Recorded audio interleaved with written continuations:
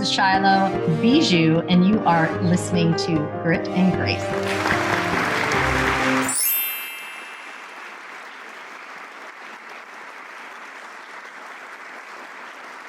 Hello, good day, afternoon, or evening, whenever you're viewing this, listening in. My name is Shylo Bijold. You are watching another incredible episode of Grit and Grace, and I have the amazing Monique Ameling on with us from Belgium. Let's get started. Thank you, Shylo. Thank you for having me. Absolutely. Across the pond, we are a huge difference away. I love technology for this reason. I have a love-hate. Yeah. I have a love-hate. Why is that? Like, I'm telling you, like, I had so many things glitching on me over the last, few weeks where if a Zoom link or something wasn't working, or we were trying to create a bot, for example, for our team. And I tell you, it took 3.5 weeks of just crazy, weird glitches, Facebook being awful. And then it wasn't Facebook, it was a code. And then there was, we're always faced with challenges, entrepreneurs. You are also a mama. Yeah. Yes. Tell me about it. Tell me a little bit about yourself. Tell our viewers, because I've gotten to know you over the last year. I got to collaborate with you a little bit, and we'll talk about that. But tell us a little bit more about you. Well, my name is, like you said, Monique. I'm a mom of two. My daughter is 21 and my son is 16. So that gives you an idea of my young age. Yeah.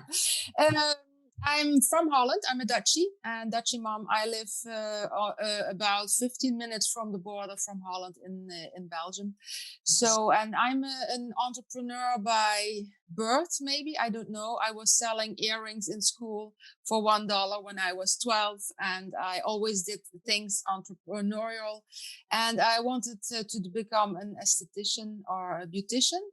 And but I took a side track to university law school. I went to law school for 2.5 years to decide that was not for me, that I didn't want to defend criminals. So I went back to evening school and started my beauty parlor.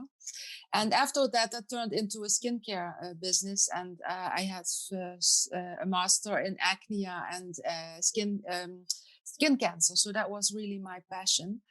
But after 28 years, I decided it was enough is enough. And I think 2015, something like that, I turned to online. In 2018, 18, I stopped my shops. And a few years ago, I came to the realization that there was another passion, and that is why I reached out to you last year and this year again. So a little bit about me. Well, I love that. Okay, so you have a 21-year-old. I also have a 21-year-old. And I always laugh. I'm like, they're still our babies, even though now, you always think like, oh, they'll be like so free and on their own. And I'm like, no, they're still the baby. They still always need mom. And it's so interesting having a 21-year-old. Now she's going to be 22, I have to say, in another couple months, but she's mine too.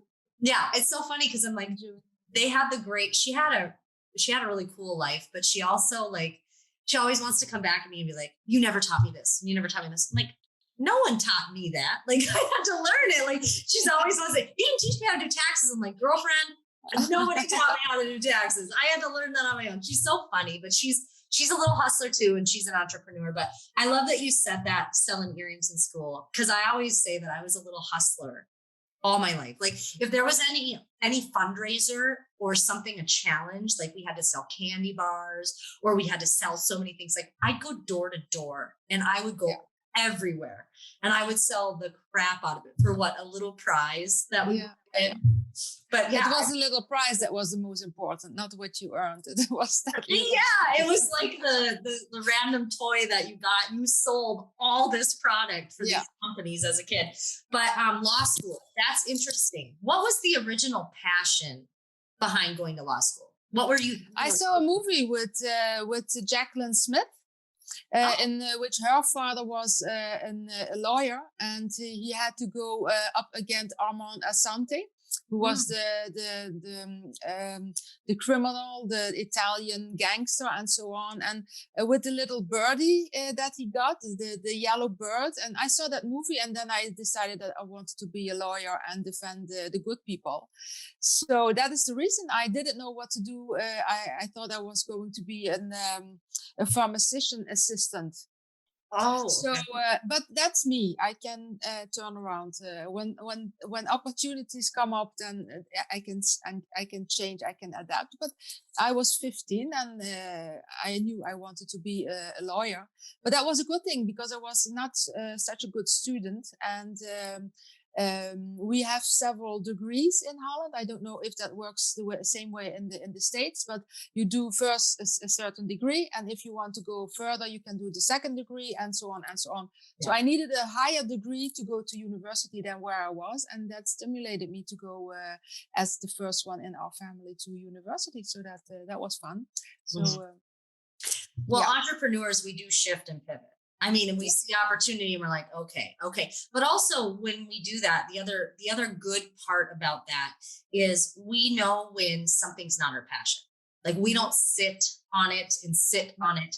Like, we're able to make those quick decisions. I went to school. So I was a dental hygienist, believe it or not, for almost 10 years. I recently let my license go because I wasn't using it. I mean, I had been so out of that for so long. But when I originally went, I had a passion for like teeth and transformations. And I always loved that in high school. And I was the girl with the bright white teeth. And like, I was really into cosmetic things. And I thought, oh my gosh, this would be a great career for me. And of course, they really pushed that career for years and years. Like, oh, you can get it in under 4 years. You can make so much money. And when I got into it, I was excited, but when I saw kind of the reality of it, the market was completely flooded. Yeah. We busted through this kind of a 3-year program. Some places it's 4, some places it's 3. It took me about 3 years, but I got out. There was so many of us. I started at a lower wage, which is normal. You don't have experience, but it wasn't what it was painted out to be. And so there was really no room for growth. And I ended up in the direct sales space, just like you, direct sales, digital sales space, online marketing, kind of because of that. I couldn't pick up any more hours. I just had a baby. So, tell me how you kind of fell into that. Obviously, you're a natural born, you're a businesswoman, you're sales, you love that, but you got into the industry. What industry did you go into? Wellness, or was it all skincare, or what did you? No, it was health. It was healthy food and nutrition. Mm-hmm. And well, as a skincare therapist, especially when you're interested in anti-aging, that was my thing. I knew that food was very important. So one day a guy came into my store and he said, "Can I talk to you about food supplements?" And it was fruit and vegetables. And when he that was funny, because I already learned things about food supplements before through my beauty products. Mm-hmm. So when I was talking to him, I said, but do they also do this and that and that? And he didn't know that. But I knew at that moment that if I could combine those supplements with my skincare treatment, so I could treat them from the external side and the internal side, then I would have the magic combination. So that is how it started. And I was so enthusiastic about the product that I sold a lot. But I sold a lot. I didn't know that it was digital marketing or internet marketing or network marketing. I didn't know that. I sold. So, and that is when afterwards, when I got my paycheck, that I understood, okay, there's something else going on there. And that is how I discovered it. Mm-hmm. And then afterwards, I knew that the internet was the most important thing. So that I turned further and further to the internet. Mm-hmm. And I stopped doing that, the building part, but I continued on online. Yeah. Well, online really is, thank God for online after this last couple of years. And, so when I got started, it was parties. We were doing party. Yeah. I did not like doing that, but I did it because I needed the money. So I got kind of started where we're like, I need the money, I'll do it. But it made me learn how to be a public speaker. It made me learn how to communicate better and grow myself, which is why we love the industry. But as we kept going, I got into a company that was really shifting, kind of the beginning stages of shifting. Like, we're not going to do a ton of parties. We still did parties, but we didn't do it as much as we were. And we were trying to shift online. And ultimately, I landed, now into an all online company. And so it was like perfect timing for what happened with the world shutting down, because our businesses, as you know, grew.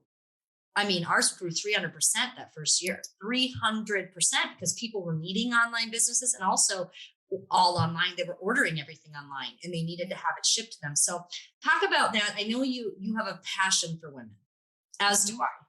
You have a passion for women. You got into this industry that's majority of women. But there's spots, or I like to say holes, where as women entrepreneurs, we need to come in and bring the ladies up, per se, and that's really what you're doing a lot of. So talk about how you shifted your role from, being a promoter, you got into this industry, to really getting into the mentorship training and really empowering women. How did that all come to fruition? Well, I found myself more and more in front of the class instead of building. So I was always the go-to girl, and that is something you don't need. That is not very good for your business in our business. But I found myself more and more in front of the class, in front of big rooms with a lot of people, and I love that. And afterwards, I discovered that I could do that online and reach many more people.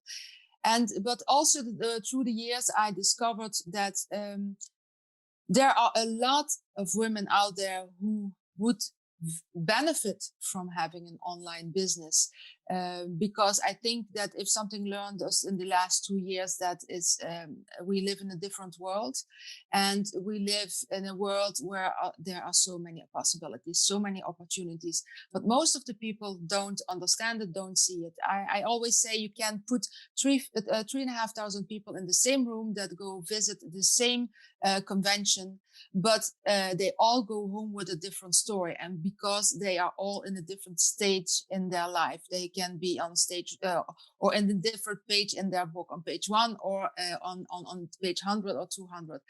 So, and that is why that is how I discovered that a lot of ladies would love to have their online business, but they just don't know how to start, because they see so many beautiful women out there that are very inspiring, but sometimes they cannot grasp it. It is too far, because what we see on stage is the end product. It's not the way to it. And that is something that I struggled with. I was always admiring people like you and people in the leaders in our business. And I thought, how did they do that? There must be something in between. And through the years, with a lot of personal development and coaching and so on, I discovered the way to there is so important. And I was thinking last year with the summit, how can I reach more people? Because I'm convinced if many more women would earn their own income, this world would change, because they would be stronger. They would create more possibilities for themselves, for their families, for their health, for their clothing, for their teeth, for whatever. And but this year on the summit, I think what we learn the most is storytelling. What is the story that for example, when my mom was in the hospital having my brother, there is 9 years between us, my father told us a story, and that is something that never happened, but that is something that you remember for the whole for your whole life. And that is what I am with the upcoming summit is women, inspiring women from all different countries, from all different upbringings, that they tell their story. Who is the little child? Who was the little Shylo? How did she grow up? And what made her start an online business? But also, what story can you tell us about it? And what story impacted your life because you helped somebody else? So, and I think that the more we can tell these stories to the people, the more people can say, okay, that is something I resonate with, or that person I resonate with, and so on and so on. So I think storytelling is important, because we all have a story to share. Mhm. One of the things that I noticed when I was first getting started in the industry, because you touched on it, but I'll kind of go into it, is they were showing the end result and they had all these great stories. Like you would always hear like, ooh, they earned a car and they're living in $1 million home and look at their life and look at their life. And what after I started to get into, higher level of leadership, I'm like, no, that's not the story. I'm like, you're not telling people how you're actually doing it. What was missing is the actual actions. What were the actions? Okay. So I think there's a lot of people, and I have nothing against people who have created a lifestyle, and I'm all about it. But for me, I'm action. Actions speak louder than words. Words don't teach. Experience teaches. So what was the experience? And we go to that part of the story. I had filtered myself because when I first got started, you may be able to relate to this. I didn't know that my story would be taken very well because I come from humble beginnings. I went through a lot of things, nothing more or less than anyone else. I wasn't unique, but my story is my story. And so I didn't share so much of it because I thought, oh, they're not going to want to hear that. Maybe I don't talk about, some of the things in my family, but when I started opening up about my real story, that's when people could relate to me. That's when people wanted to come talk to me. And they're like, now I get it. Because if you just look at somebody on social media, you see either a pretty face or you see whatever they're representing, whatever they want to represent. Whatever filter they use. You don't know what happened 20 years ago, 30 years ago. And you can make it look pretty because we were doing that too. My story was pretty and polished. It didn't work. And I always was wondering, like, why is this not working? And when I stopped and was like, no, just say it how it really is, it opened up a totally new world to me. And even my followers were thankful because now they could understand who I am. Because when they met me, people would love me usually. I mean, and the first thing they would say is, and now that I met you, I totally get it. It's like, yeah, because you can't judge somebody by a picture or a post. You have to actually have conversation and really understand where they're coming from. So let's talk about that. You want to bring in the story. I think it's fabulous. And, the real stories, like the grit. Yeah, because it's more relatable. Your story is amazing. I like it's now a year ago. It's almost a year ago in March. But the story you told me a little bit behind the scenes before we started, that was something that totally impressed me. And I followed you through the year. I saw the changes, your growth, I still get goosebumps when I see you take those pictures. That was a dream of you, if I remember correctly, to model before, and you're doing. Your story is amazing, but if people don't know about it, they cannot relate. If they only see pretty pictures of you doing those wonderful pictures, but that is not the whole story. There is a lot behind it, and so with a lot of different women in the group and that are going to represent in the summit, they have all different stories, and that is what is relatable, and that is what is going to touch people's heart, I think. And if it touches a heart, then it is going to make people think, or that is my goal. Okay, if they can do it, then I can do it, because they started out as a normal human person. It's not some superwoman that can overcome everything. No, it's a normal person of flesh and blood. And that is the whole idea behind it. Absolutely. And I think we can all identify a story someone told us that impacted our lives. Yeah. So I can think of, like, there's about 5 people that if you said their names, they'd be like, I know the story, I know where I was, and I know why it impacted me. I was going to sneeze. My eyes are watering. I was like holding it in, and now I'm like, it looks like I'm crying, and I'm not crying.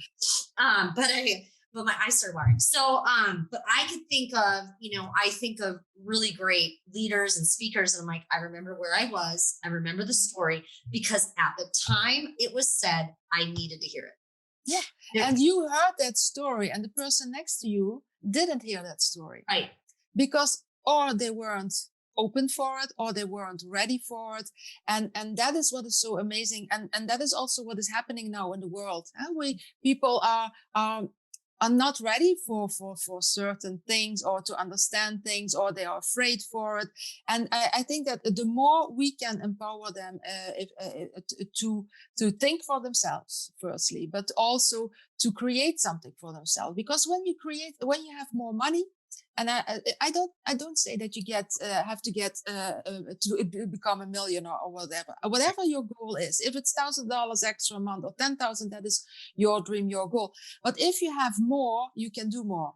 If you have more, you can give more, and if you can give more, you get more back in return. And that is going to rub off on other people. And I think that is going to soften the things a little bit more and take off a little bit the anxiety that is happening all over the place. Absolutely. So, we have a lot of everyone who listens to the show, for the majority, is a woman entrepreneur. And so many people are looking to get started. And what I call it is noise. I mean, everywhere we look, there's an opportunity. And, you can see Bitcoin, and there's nothing wrong with these things. And, startups, and we hear all these buzzwords. Yeah. So talk about what would be your top 3 things to look for? Because I know mine, but I would love to hear from you. What would be your top 3 things to look for if you're starting an online business for anyone, not specific companies, but just generalizations of what you would look for if you were going to go start a business today? Yeah. First of all, that it is something that I understand. You talk about crypto, that is something I don't understand. And if you are a busy mom, and if you are running around, or you're busy, then if you want to start something, it has to be simple and it has to be duplicatable. Mm-hmm. And if it's too difficult, you're going to quit. So I would start with something that has my passion, and that can be health, that can be products, that can be shoes, whatever it is that you like, and go and find something that you can do with that product in the form of online selling, direct selling, whatever pleases you best, and do it in a simple way. Start in a simple way, but because the more difficult you make it for yourself, the higher chances are that you are going to quit. It has to be simple. It has to be only 2-3 things that you have to do every day until you have momentum, until you see that the ball gets rolling, and then you continue, and then you can add some steps. I like that, because a lot of times people who are recruiting, so I'm a recruiter, a lot of the times we get caught up as recruiters, and we're like, oh, you could, we're thinking big picture type stuff. And you really have to break it down to meet them where they're at. Yeah. What is their level of thinking? What is their level of thinking? So that's why it's so important to build relationships. And because a lot of times I see, and I used to do this, so I can talk about it, I was putting my goals on other people and assuming that's what they wanted. Yeah. And when I stopped doing that, and I was like, wait a minute, what would you like? What can you do? What are you most excited about? When I started listening and really not putting my own goals in front of people, my whole business changed. And that's when you see the momentum. And that's when you see people having fun. And when people are having fun, they don't care if they're making $100, $10, they're having fun. They're part of the community and the culture, culture is huge for me. So let's talk about that. Is something that I saw a lot. Sorry that I interrupt you, but that is what I saw a lot too, is that if you were not working, if you were not building, if you were not hustling, then you were not important for the leaders. Right. That is what happens a lot. And that is such a shame, because, Ray Higdon, he always says, keep the people around the fire. You never know when the spark gets to them. And that can be in 1 year, that can be in 10 years. That doesn't matter. The reason that they stay there, that is so important. And that is something that I found really that troubled me. I think, why is somebody that is just starting, or after 3 or 4 months, that is not working hard, is less valuable than somebody who that shouldn't be important for the recruiter, so that is something that you have to give a warm bath. We say that they feel free, feel at home, at ease in the community that they are at, and I think that will make them stronger and will make them grow, and maybe one day they start something for themselves too. Mm-hmm. Well, community is everything too, and making sure that everybody is celebrated no matter what it is. I really veered away from, after my second, even in the middle of my second company, I don't want to highlight the top leader constantly, because there's no point. The people that are, the brand new person is the most important person. then everyone else is still important. Everyone, if they want to be a part of it, great. Celebrate what they're doing. You know, if they participate, even people who are cheerleaders, I love that. Hey, if you're here, great. There's a lot of times there are people that stick around for even years that may not say stuff. And I just touch base every now and then. Hi, how are you? I've been thinking about you. You know what? I really want to get started. Or they want to feel appreciated. They want to feel valued. And value is not a rank. Value is not money. That does not determine your worth. No. And a lot of people get into these companies, and unfortunately, depending on the culture, that can happen, but that's not true. And a really smart leader, a good leader, knows that, and they give value to everyone, not just the few. Yeah, that's so important. I totally agree. Mm-hmm. So what would be your last thing you'd tell someone if getting started? Make sure it's simple, you can find passion, and you can do it. And stick to it. Stick to a system. Stick to a system for at least 1 year. So if you have, if you are working with somebody, or you be coachable, so that means that if there is somebody in the company, if you are in the company working, or somebody in the space that you are in that has success and that has a certain system, follow that system for at least 1 year. Don't do anything else. Throw away all the other shiny objects. Choose one system, one way of working, and do that for a whole year. Only after 1 year you can see if it works, yes or no. Absolutely. This is one thing that happens a lot, not just in what we do, in any business. You see people that will hop in, and I'm not putting anyone down for making changes, but you do have to commit, because I see a lot of people, they're like, well, I wasn't successful after 6 weeks. I'm like, what business? It wasn't for me. Yeah. What business, when you do online marketing, this is true too, that you get started for minimal. You don't even have to have brick and mortar. You don't have to do all these you're saving hundreds of thousands of dollars just to start the business. So you invest $300, $100, $600, maybe you invest that to have product. Usually get product, and you have a business. So you have all this, you become a business owner.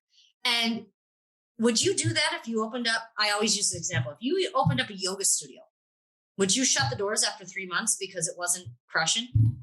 No, because you took out a loan, you were heavily invested, you've got things, you've got marketing, you're doing all things. So did you do the same thing you would do as if you had to take out $100,000 loan, $300,000 loan?